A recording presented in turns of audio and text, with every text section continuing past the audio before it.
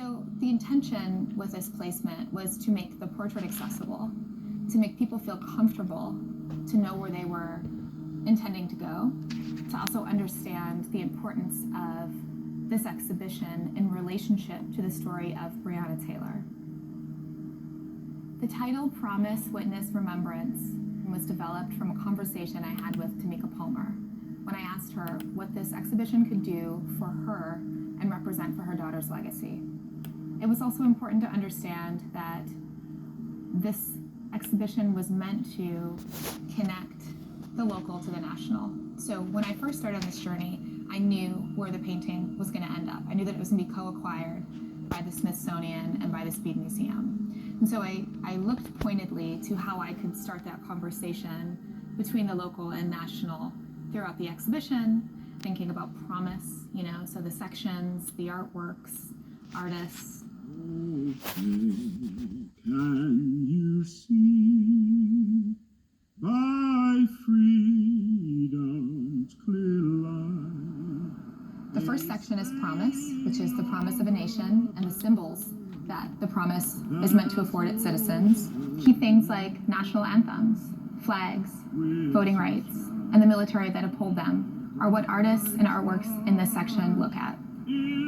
Hank Willis Thomas has the two works, the flags that are flanking the doors, and each star represents a person killed by gun violence in the United States in the year that they represent. At your liberty's dying.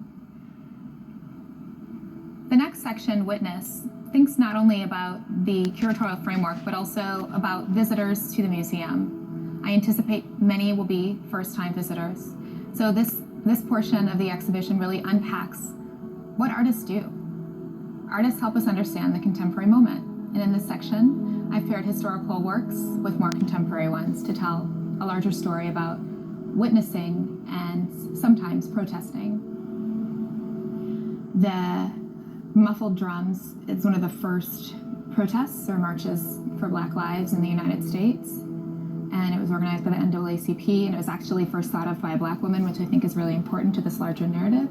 And then the protest photographs of Louisville, focusing on historic, contemporary, timely but enduring. Remembrance is a section that looks at artworks that have been created to honor those lost to gun violence and or police brutality and their legacies. The exhibition was developed in conversation with many key constituents. I initially developed a national panel of advisors to guide the conversation from the onset. These people come from very different walks of life. They've all experienced gun violence and or police brutality, either in their families or communities, or stand in solidarity. I spent a lot of time listening to the Louisville Steering Committee and also the team at the Speed Museum.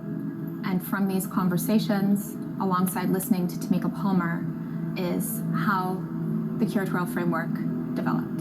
I'm hoping that this type of work, this type of co-creation, where we've worked with community has had a voice, not just a superficial voice, but a really in-depth autonomy as of the outcome that happens. I'm hoping that that becomes a new model, that institutions learn from us, that this can happen. You can work with community and make programming and exhibitions together.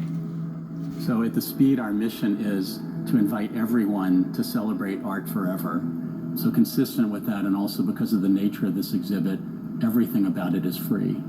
Admission, parking, we want this to be extremely accessible for a lot of reasons. One, no one should be making money off of this experience, and we aren't. But even more so, we want everyone to come through this exhibit together. Every visitor is going to be different. I'm going to have a different experience because I'm a Black woman. I'm at the heart of things that are happening here, so I experience it as first person. But if you have not been at the heart of what has happened here, taking that in and really understanding someone else's truth, right, through their voice, through their eyes is important. But also really reflecting on your place in that, right? Have you been supportive of this movement? Has it been a little intimidating or frightening at some points? And really examining kind of how we can move forward together.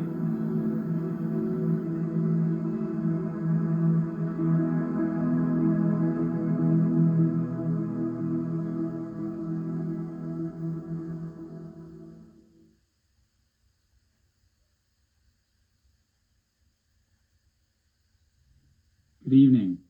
I'm Stephen Riley, and as you may know from watching that video, just for the last few minutes, I'm director at the Speed Museum. And I could not be more excited to be joining you for this panel discussion tonight.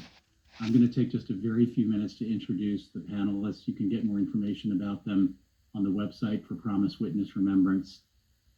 But I want to say that in maybe my second, maybe it was my first conversation with Allison Glenn, our guest curator for Promise Witness Remembrance, who placed an enormous amount of trust in the Speed and in Louisville and willing to come join us to present this important, beautiful, and complicated exhibit. In one of those first conversations, she said, I need a national advisory panel. This is because of the complications. I need people who can help me think about the national topics of gun violence and police brutality, but who can also help me think about art.